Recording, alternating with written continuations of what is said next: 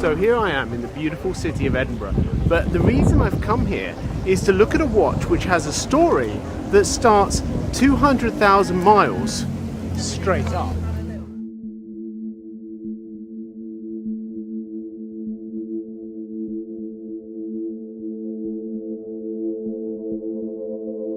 So I'm here reviewing a genuine moonwatch. No, not that moonwatch. This is one that, to be honest, you may well not have heard of. So here I am at McIntyre's of Edinburgh to review a watch that I'm actually very excited about, because on the 2nd of August 1971, exactly 10 years to the day before I was born, the Apollo 15 went to the moon. Astronaut Dave Scott was wearing the NASA-approved Omega Speedmaster, which is the watch that most of you probably know as the Moonwatch. But unfortunately that watch broke. Luckily for Dave Scott, he brought with him a backup watch. And that backup watch was a Bulova. Bulova were actually no strangers to NASA. Back in 1969, when men first went to the moon, there was a competition, and NASA went to the top watchmakers in the world to see who could make a watch good enough to be used on the moon. Rolex, Omega, they all tried.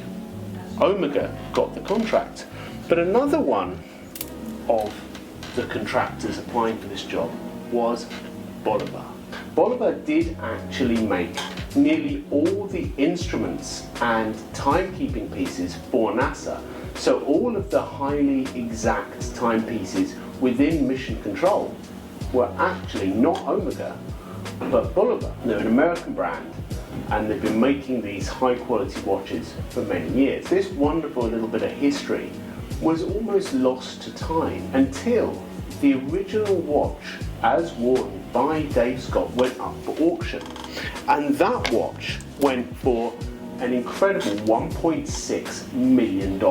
After that, Bulova thought it was time for them to reproduce and recreate that watch that went to the moon.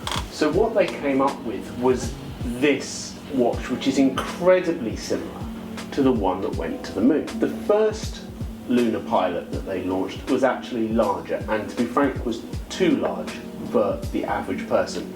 But in this reincarnation, they've gone back to the original size. Now this watch does actually come with the metal strap, as you can see, but it also comes with a NATO strap, which would actually make it look almost exactly like the watch that was worn on the moon.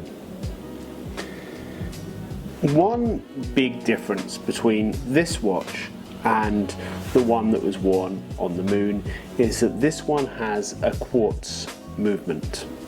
Now I know a lot of you might be disappointed that it isn't an automatic, but when you hear the price point, I think you'll be more than happy with the quartz movement, which is a 262 kilohertz movement, which means it's actually one of the most accurate watches on the market. So this one is obviously not sold and is, as you can see, not switched on. But the really beautiful thing about this, the second hand actually sweeps exactly like a fully automatic watch. So to look at, even an expert would think that this was an automatic watch and not a quartz. The case is surgical grade stainless steel. The glass is sapphire crystal, so it definitely won't scratch. The case size is 43.5 millimeters, making it the same size as the original. So the lug to lug is 50 millimeters, and the thickness there is 15 millimeters. The strap's beautiful quality actually. It feels like it's going to last a lifetime, with a nice hidden clasp.